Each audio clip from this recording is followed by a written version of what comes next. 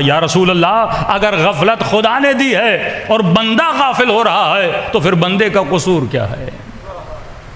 اگر ہم موت کو ہی بھول جائیں اور آپ یہ کہہ رہے ہیں کہ غفلت خدا نے دی ہے تو اس میں بندے تو کوئی قصور نہیں ہے۔ فرمایا ہاں یہ غفلت نعمت بھی ہے، لیکن یہ غفلت سکے کے دو رخوں کی طرح ہے، ایک رخ اس کا نعمت ہے، ایک رخ اس کا عذاب الہی ہے۔ فرمایا مولا پھر نعمت کب ہے اور عذاب الہی کب ہے؟ فرمایا اگر غفلت محدود ہو تو نعمت،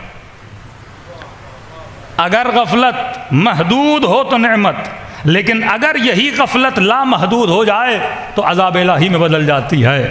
کہ اب محدود کو محدود کیسے کیا گیا اور لامحدود مطلب لمبی غفلت ہو تو عذاب ہے، چھوٹے ٹائم پیریڈ کی غفلت ہو تو نعمت ہے۔ کہ مولا اس لمبی غفلت کو توڑنے کے لیے بھی تو خدا نے کوئی سبب بنایا ہوگا، کہ اللہ نے ایسے تجھے چھوڑا نہیں ہے، ہر چیز کے پیچھے اللہ نے مصلحت رکھی ہے۔ کہ مولا یہ تو بتائیے پھر خدا غفلت کو توڑتا کیسے ہے؟ فرمایا جو رب نے تیرے اوپر نماز کو واجب کیا،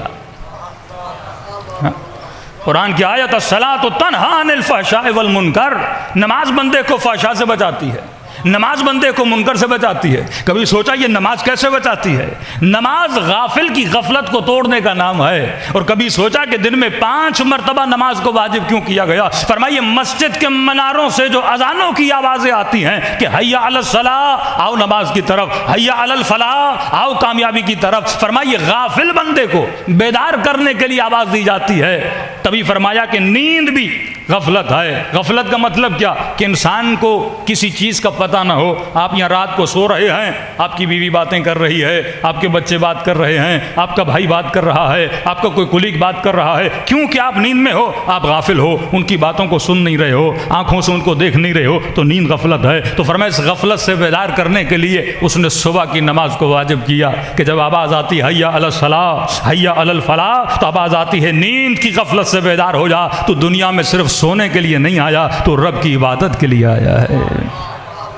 یہاں غفلت ٹوٹی، اللہ کی دربار میں 2 رکعت نماز پڑھی، اور نماز پڑھنے کے بعد پھر انسان اپنے کاروبار پہ نکل جاتا ہے۔ پھر جب لوگوں اور کثرت میں چلا جاتا ہے اور عالم کثرت پھر انسان کو غافل کر دیتا ہے۔ اب کاروبار کی باتیں ہو رہی ہیں، اب پیسوں کی باتیں ہو رہی ہیں، اب دکان پہ گاہک کھڑے ہیں کہ جناب یہ کتنا ہے، اب منافع بازی ہو رہی ہے، دنیا میں مال بندہ جمع کر رہا ہے، اور بیچ منافع کی بازار میں دوپہر عین کو آواز آتی ہے کہ حیا علی الصلاۃ، حیا علی الفلاح، حیا علی خیر العمل۔ یہاں فرمایا مومن کا پتہ چلتا ہے کہ یہ کاروبار کی طرف زیادہ توجہ دیتا ہے یا رب کی آواز پہ لبیک کہہ کے مسجد میں چلا جاتا ہے۔ ارے مجلس میں بیٹھ کر لبیک یا حسین کہنا آسان ہے، لیکن کاروبار کو چھوڑ کے لبیک پروردگار کہنا بڑا مشکل ہو جاتا ہے۔ اپنی نعمتوں میں رہتے ہوئے اس رب کی نعمت کا شکر ادا کرنا بڑا مشکل ہوتا ہے۔ فرمایا پھر وہ تجھے کاروبار سے اٹھا کر صبح تجھے نیند سے اٹھاتا ہے، دوپہر کو تجھے کاروبار کی کرسی سے اٹھاتا ہے اور مسجد میں بلاتا ہے کہ آ کے رب کو سجدہ کرو۔ پھر بندہ تھکا ہوا ٹوٹا ہوا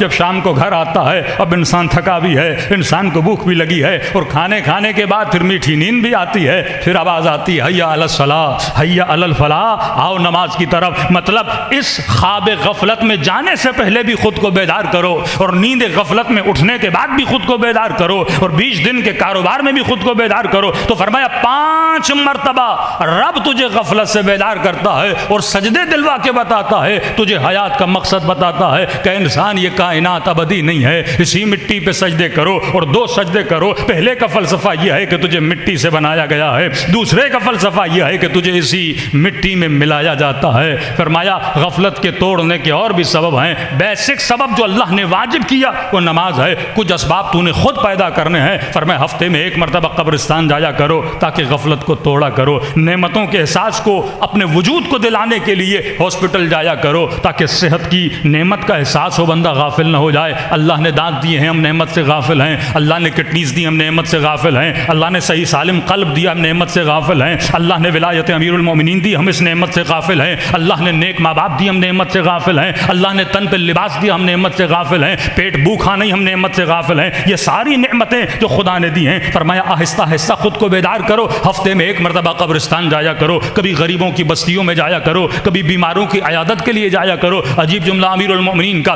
مولا فرماتے ہیں جب زیادہ خوشی تجھے ہو پھر بھی قبرستان جایا کرو، جب سب سے زیادہ غم تجھے ہو تب بھی قبرستان جایا کرو۔ اپنے وجود کو لیول اور بیلنس بنانے کے لیے قبرستان کا راستہ دیکھا کرو تاکہ تجھے پتہ چلے کہ انسان دنیا میں کس لیے آیا ہے۔ لیکن آج کل جو قبرستان بنائے جا رہے ہیں، گلستان لگائے جا رہے ہیں، سبزہ لگایا جا رہا ہے، قبرستان بندہ جائے تو قبرستان کی فیلنگ آنی چاہیے، کسی پارک کی فیلنگ نہیں آنی چاہیے، کسی ایسی جگہ کی فیلنگ نہیں آنی چاہیے کہ ہم بچوں کی پکنک کے لیے آئے ہیں۔ قبرستان کو تبھی فرمایا کچی قبریں بنایا کرو، ایسا ماحول بنایا کرو جہاں پہ احساس ہو کہ بندہ قبرستان میں ہے، یہ ابدی گھر ہے، ہم مٹی تھے پھر مٹی میں مل جاتے ہیں۔ اب فرمایا جو انسان بیدار رہتا ہے اور بیدار انسان کو جب موت آتی ہے اس کے لیے فرمایا اس کے لیے موت نہیں ہے بلکہ رب عالمین کی ملاقات کا پیغام ہے۔